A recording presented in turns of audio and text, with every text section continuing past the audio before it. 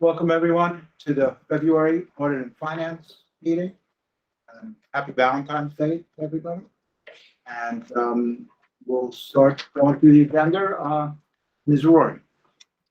Thank you, Mr. Levinstein. Item 1.1 is the monthly bills and reports. Mr. Doré, do you have any questions? No, I went through everything. I'm good. You good? Okay. Okay. Item 1.2 is the monthly claims auditor report. You good with that, Mr. Yes, Doré? I am. Okay. We're good. We're good with that. Going The forward. next several items are related to tax tertiary, and Mr. Levy is here this evening to walk you through any questions or the proposed settlements that you might have. Okay, so it looks like there's 4 tax certs and 1 tax refund. Mr. Doré, do you have any questions specifically on any of these, or? No, I went through, it looks like we're giving away another $140,000 or so. Is that what the total is? If I may, I think we should go into executive session. Is it, since it's still pending litigation under 4.0 tax certs? Okay, are we going into, Yeah, at the end, so we'll put that on at the end, Okay. okay? So All right, we'll go in, out, and then. All right, thank you.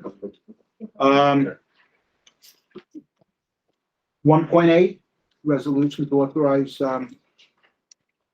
that is the Retainer. annual retainer for the tax tertiary services from Shaw Carlson.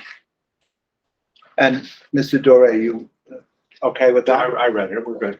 Okay, so that, just myself,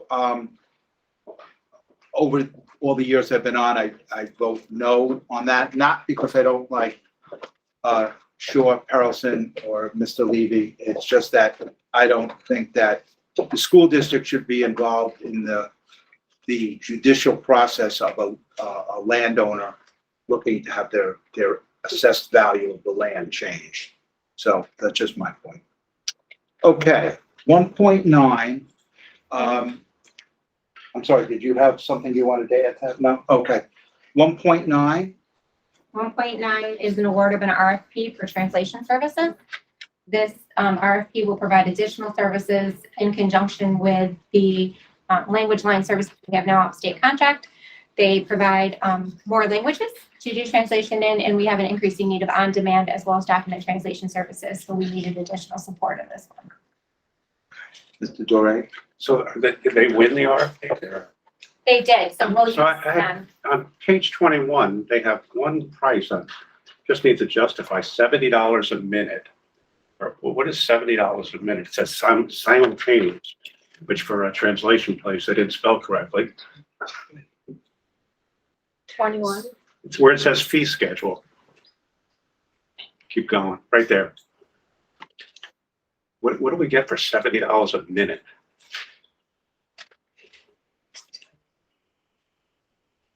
It must be per hour. It's per hour. That's a typo in the response. We're awarding them based on the 70 to 150 an hour. Okay. All right. I thought Good catch. just So I just have a couple of questions. So we're keeping the existing language line that employees can use. This is designed more for written material to translate or verbal or It not? would be both. It's both. It's both. The language line is also both. So it depends on the language we need, how quickly they can get something, because it's an on-demand service for simultaneous as well as the document translation. Okay, so do all the employees know that we have this available and that they can speak to a parent in a different language that they're not familiar with? Is it something that's publicized and I mean, I don't think that it is. That's why I'm raising that question. And I think sometimes people get frustrated when they can't communicate and these parents would also like to talk about their kids at times. So I just don't know if everyone knows. Mr. Fortune? We'll be happy to reiterate. Not a problem. Okay, thank you. Okay, 110, please. 110 is also an RFP award. This for behavioral services with Flourishing Minds. Mr. Doré, do you have any? The only thing I saw in that is that I didn't see the insurance that was required. There's a page that says attachment D insurance, but could have missed it. At the end, there were some insurance. It's page 11 instead of the attachment.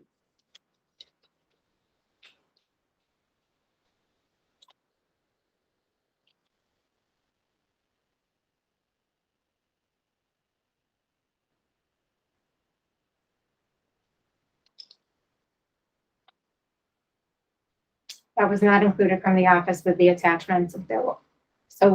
But we don't let a contract until we have everything in place. So they can't commence working for us Okay, that's how they unless they provide it. provide all the insurance documentation. So before any of that happens, we would have that in hand.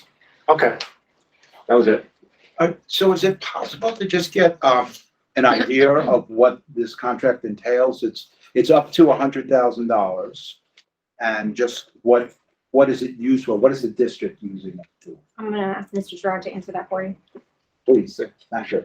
No problem, Mr. Levesey. So basically, it's capacity building, professional development, working with our students, post-pandemic.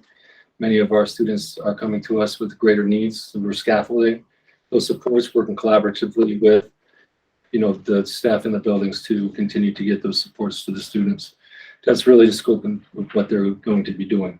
Okay, so it's PD for the employees, you're saying, pretty much. Yeah, and How to collaborative, and also collaborative work, working with the teams, working with students. So they're going to be it's going to be both hands-on, but working with collaborative with staff to do that. Okay, all right, very good. Thank you.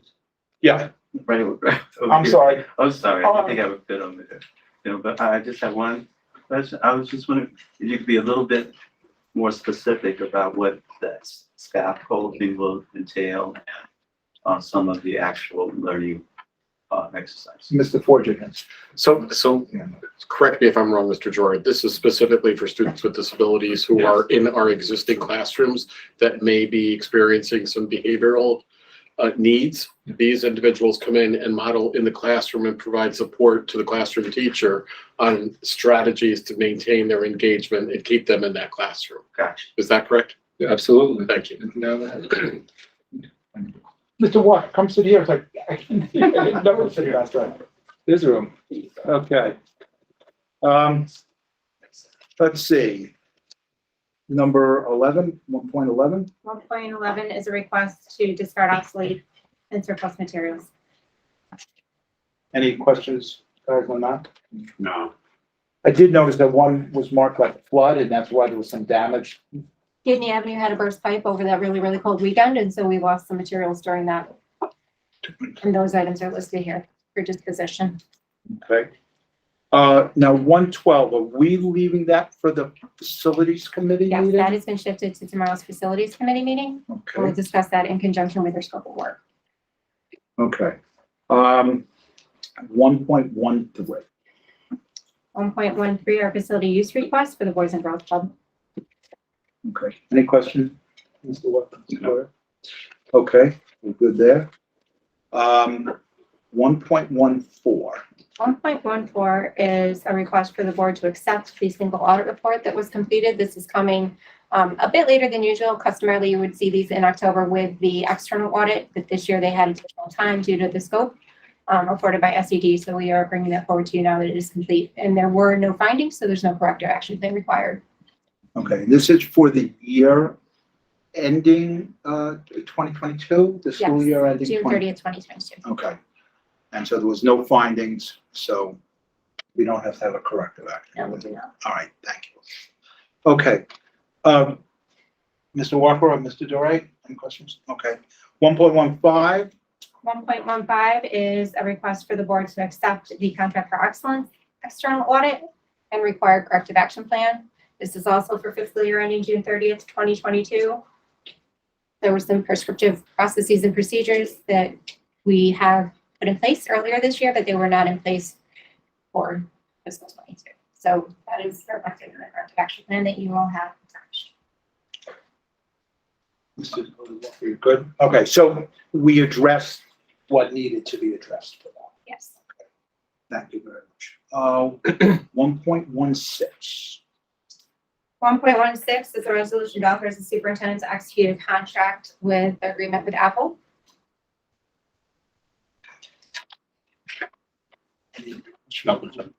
Well, yeah, my whole thing is, when I see an agreement with Apple, I know it's probably, very, very good, but I just like to have a little detail, about what it is. So the agreement with Apple is to continue to refresh our facilities. There was one area of the labs, we refreshed labs this year for a CT program in NFA North and Maine. There was one area of the labs that was kind of off to the side that had 11 iMacs in there. So we had to make sure that we did complete refreshes. So this is the remainder of those computers. And we also needed to ensure that the teachers of those programs had new desktops as well. Okay. 1.17. 1.17 is a resolution to authorize the superintendent to execute an agreement with F&E Check Protector.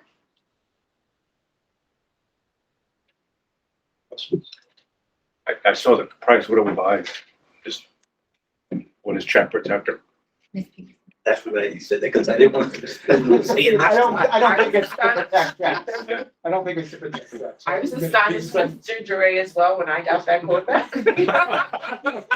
Because who knew a folding seal machine was that expensive, but it is. And this is going to refresh the secondary buildings to ensure that they'll be able to send report cards and progress reports home. Well, that's important. Okay. Thank you. Thank you. 1.18, please. 1.18 is a resolution to authorize the superintendent to execute an agreement with Dell. Any questions at all? Mr. Walker? No. Okay. Okay. So now, we will be going into executive session, guessing for advice from counsel and, additional Employment of a specific person. employment of a specific individual. All right, thank you very much. Thank you. Thank you, guys. Good night.